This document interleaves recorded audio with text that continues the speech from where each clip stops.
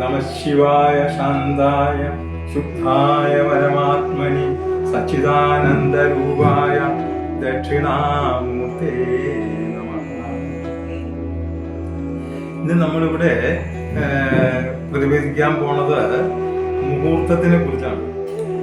ഈ മുഹൂർത്തം എന്ന് പറഞ്ഞാൽ തന്നെ ശുഭക്രിയ യോഗ്യമായ സമയം, അതായത് നല്ല സമയം, അത്രേ ഉള്ളൂ മുഹൂർത്തത്തിന്റെ അർത്ഥം.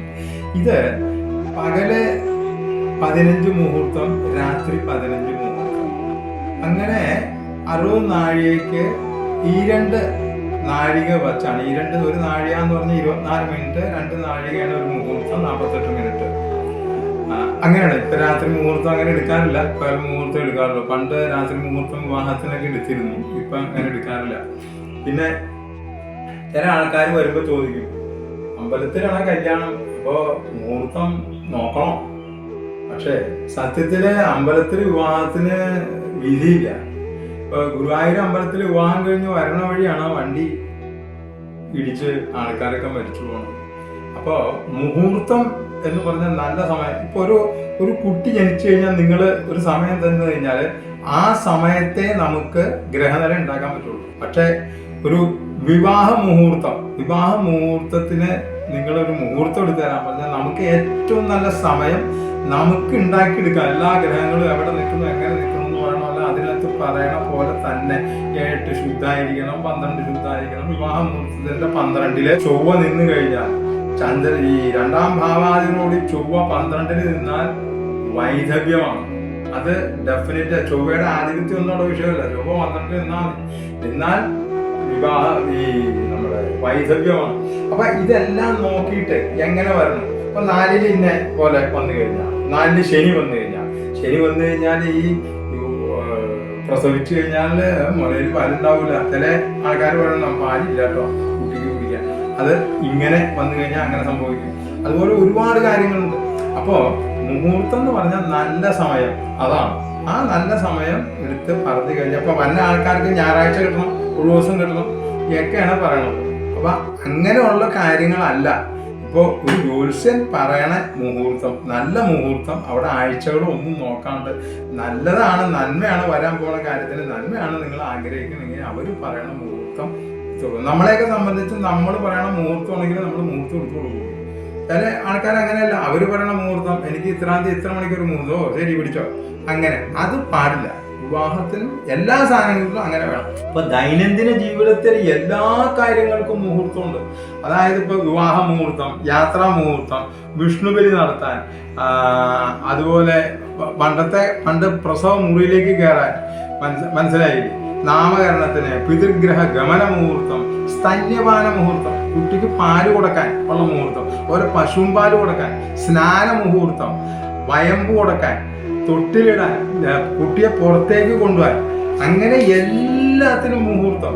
അന്നപ്രാശം മുഹൂർത്തം. ഇപ്പോ 148 ദിവസം മുതൽ 182 ദിവസം വരെയാണ് ഈ അന്നപ്രാശം, ചോറൂണ് കൊടുക്കുന്നത്.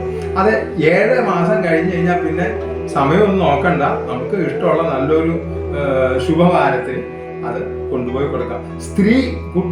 പെൺകുട്ടി ആണെങ്കിൽ 5ാം മാസത്തിൽ നമുക്ക് ഈ അന്നപ്രാശം, ചോറൂണ് നടത്താം. പിന്നെ കർണവേദം എന്ന് വെച്ചാൽ കാതുകുത്താൻ.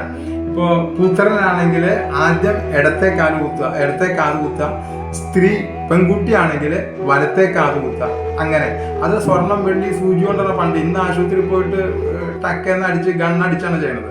അന്ന് സ്വർണത്തിന്റെ വെള്ളി കൊണ്ടോ സൂചി കൊണ്ടോ. അതിന്റെ കാര്യം എന്താ വെച്ചാല് പഴുപ്പ്, ശരീരത്തിലെ വൃദ്ധി രോഗം ഉണ്ടാവൂല.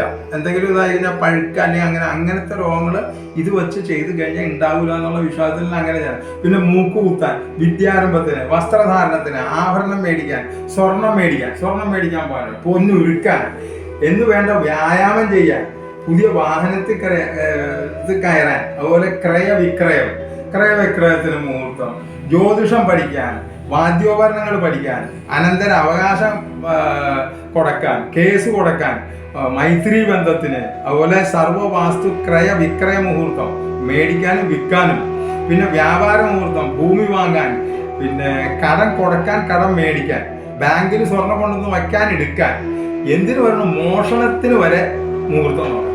അതാണ്.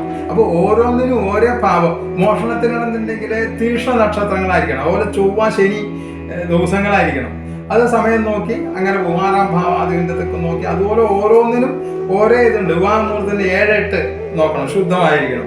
ഇപ്പോൾ യാത്രാമുഹൂർത്തത്തിന് 5 നോക്കണം. പിന്നെ പ്രസവം ഇപ്പൊ അതൊന്നുമില്ല. ഇപ്പൊ കാലത്തിനും ദേശത്തിനും അനുസരിച്ച് നിങ്ങളുടെ ആചാരങ്ങളും മറ്റൊക്കെ മാറ്റിക്കൊള്ളാൻ പണ്ടേ മുനിമാര് നമ്മളോട് പറഞ്ഞിട്ടുണ്ട്. ഇന്ന് പ്രസവം കൂടി കയറ്റുന്ന മുഹൂർത്തം നോക്കി പോയിക്കഴിഞ്ഞാൽ വല്ലതും നടക്കുമോ? ഇല്ല, ആശുപത്രിയിലേക്കാണ് പോണേ. പണ്ട് പറ്റും, വീട്ടിലെ ജോത്സ്യനെ വീട്ടിൽ കൊണ്ടുവന്ന് വെച്ചിട്ട് നോക്കി പ്രസവ മുറിയിലേക്ക് കയറ്റി വീട്ടിൽ തന്നെയായിരുന്നു പ്രസവം. ഇന്നപ്പം അതൊന്നും നടക്കൂല. ആ ഒരു സ്തന്യപാനം, കൊച്ചിന് മുല കൊടുക്കാൻ, ഇതൊക്കെ നോക്കാൻ പറ്റുമെന്ന് നോക്കാൻ പറ്റില്ല. അപ്പൊ നമുക്ക് ആവശ്യമുള്ളത് എന്ന് വെച്ചാൽ വിവാഹ മുഹൂർത്തം നമുക്ക് നോക്കിയേ പറ്റുള്ളൂ. യാത്രാ മുഹൂർത്തം നമുക്ക് നോക്കണം. അതുപോലെ ഒരു വീട് താമസത്തിന്റെ, ഒരു വാഹനം കൂടുതൽ മേടിക്കണതിന്റെ, ഒരു വാഹനക്കാരൻ അല്ലെങ്കിൽ കൊച്ചിനെ പുറത്തേക്ക് ആദ്യമായിട്ട് കൊണ്ടുപോകുക, അച്ഛൻ്റെ വീട്ടിലേക്ക് കൊണ്ടുപോകുക, പിതൃഗ്രഹത്തിലേക്ക് കൊണ്ടുപോകുക. അതുപോലെ നാമകരണം, ഇതിന് അതിന് പേരിടാൻ, ഇങ്ങനെയുള്ള പ്രധാനപ്പെട്ട കാര്യങ്ങൾക്ക് നമുക്ക്, അതുപോലെ ഗവൺമെന്റ് ജോലി ഉണ്ടെങ്കിൽ ആ ജോലിയിൽ പ്രവേശിക്കാൻ, ജോലിയിൽ പോകാനല്ല, ജോലി പ്രവേശിക്കാനുള്ളൊരു മുഹൂർത്തം നോക്കി പോയാൽ അത് നല്ലതായിരിക്കും. അല്ലാണ്ട് ദിവസം മുഹൂർത്തം നോക്കി നമ്മൾ ജോലിക്ക് പോകണമെങ്കിൽ ജോലിക്ക് പോലും നടക്കില്ല, പണിയും പോകും.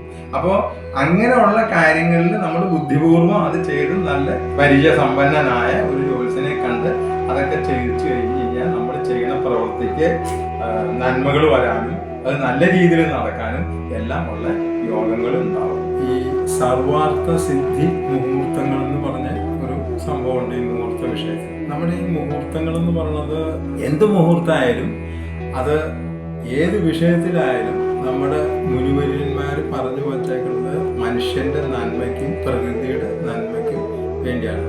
ഇവിടെ പറയാൻ പോണ അത്യാവശ്യ സന്ദർഭങ്ങളിൽ, ഒഴിച്ചുകൂടാൻ പാടില്ലാത്ത സന്ദർഭങ്ങളിൽ എടുക്കേണ്ട മുഹൂർത്തമാണ്. അതായത് ഉദാഹരണത്തിന് ഒരാളുടെ വിവാഹം, അയാൾ മറുനാട്ടിലായിരുന്നു, അയാൾ വന്ന് വിവാഹം നിശ്ചയിച്ച് കഴിഞ്ഞ് 10 ദിവസം വിവാഹത്തിനുള്ളൂ. അപ്പൊ അവിടെ നമുക്ക് മുഹൂർത്തങ്ങളൊന്നും കിട്ടണില്ല. അങ്ങനെ വന്നു കഴിയുമ്പോൾ ആ പരിസ്ഥിതിയിൽ എടുക്കേണ്ട മുഹൂർത്തങ്ങളാണ് അത്. ഈ 7 മുഹൂർത്തമാണ് സർവാർത്ഥ സിദ്ധി മുഹൂർത്തത്തിലുള്ളത്. ശ്വേതോ മൈത്രോ വിരാജച്ച സാവിത്രച്ച അഭിജിത്തത ബലച്ച വിജയച്ചൈവ മുഹൂർത്ത കാര്യസാധക. അപ്പോ അതിന് ഒന്നും നോക്കേണ്ട കാര്യമില്ല. അതിന് ഈ സർവാർത്ഥ സിദ്ധി മുഹൂർത്തത്തിന് യാമാർത്ഥ മുഹൂർത്തം, സൂര്യന്റെ ഉദയവുമായി ബന്ധപ്പെട്ട് കിടക്കുന്നതാണ്. അതായത് വൈരാജൻ, വിജയം, സിതൻ, മൈത്രൻ, അഭിജിത്ത്, ബലൻ, സാവിത്രൻ, ഇങ്ങനെ 7. ഇതിനകത്ത് ഏറ്റവും ശ്രേഷ്ഠമായ മുഹൂർത്തമാണ് അഭിജിത്ത് എന്ന് പറയുന്നത്.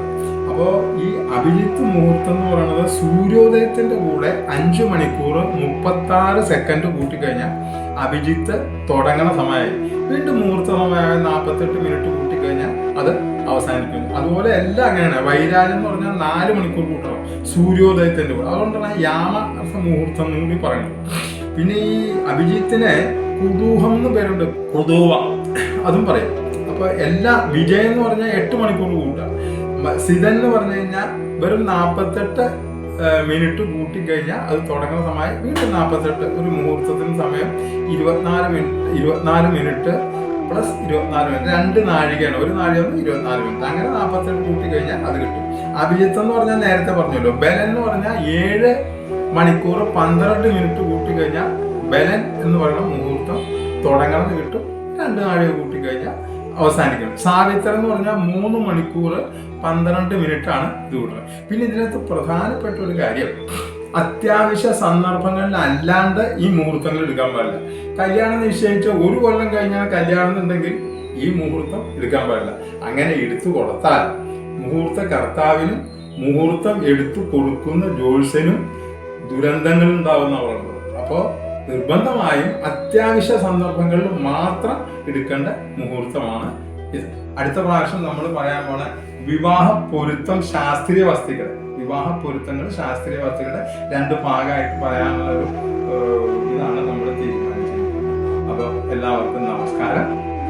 ഞങ്ങളുടെ ഈ ചാനൽ മുഴുവൻ കാണാനും അത് നിങ്ങൾ ഷെയർ ചെയ്യാനും ലൈക്ക് ചെയ്യാനും അതുപോലെ തന്നെ അത് സബ്സ്ക്രൈബ് ചെയ്യാനും